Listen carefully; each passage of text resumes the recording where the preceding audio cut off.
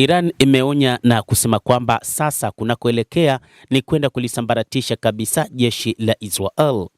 Spika wa bunge la Iran amezungumzia kukiri kamanda wa jeshi la utawala wa Israel kuhusu kusambaratika kwa jeshi hilo na kusema kwamba jibu la Iran limeratibiwa kwa namna ambayo linaharakisha kusambaratika kwa jeshi la Israel.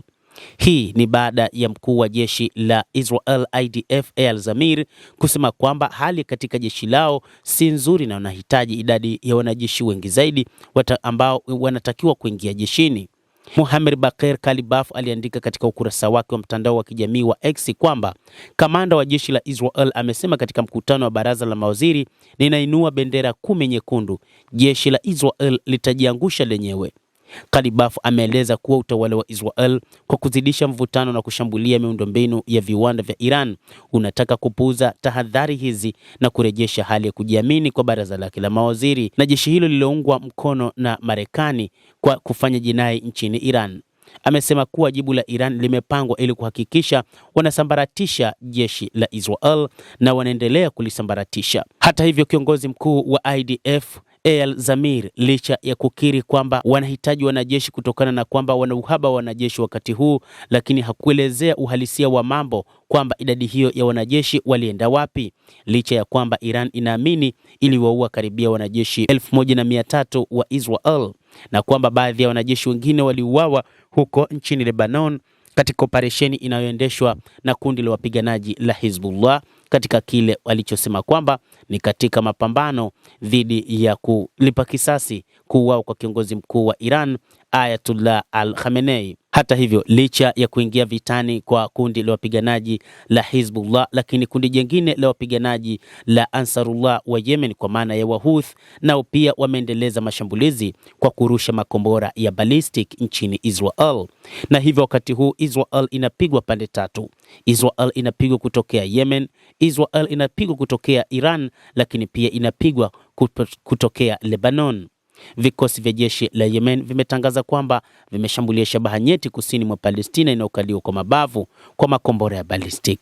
Vikosi vya wapiganaji hao wa Kihouthi wa Yemen mnamo Jumamosi walianzisha mashambulizi na wamefanya operesheni ya kwanza ya kijeshi na wakafanya operesheni ya pili siku ya Jumapili.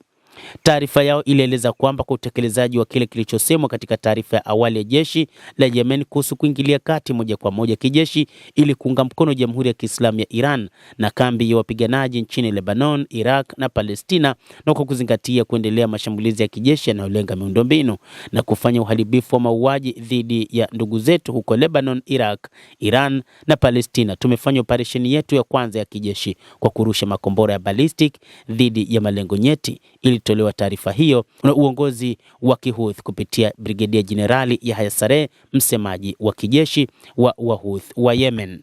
Kadhalika, wapiganaji hao wa Kihouthi ambao kwa namna nyingine wameipa nguvu Iran wanaendeleza kile ambacho walikifanya katika kipindi cha vita kati ya Hamas na Israel, ambapo Israel ilifanya mashambulizi mazito katika ukanda wa Gaza. Hata hivyo, hali hii bado itakuwa ngumu sana kwa Israel na inadaiwa kwamba ndio maana Marekani inataka kumalizika kwa vita hivyo, licha ya Waziri Mkuu Benjamin Netanyahu kukataa kumaliza vita hivyo, wakati ambapo nchi yake inapigwa na pande nyingi, huku uongozi wa kijeshi ukisema hali inazidi kuwa mbaya zaidi na kwamba idadi kubwa ya wanajeshi wanazidi kuteketea.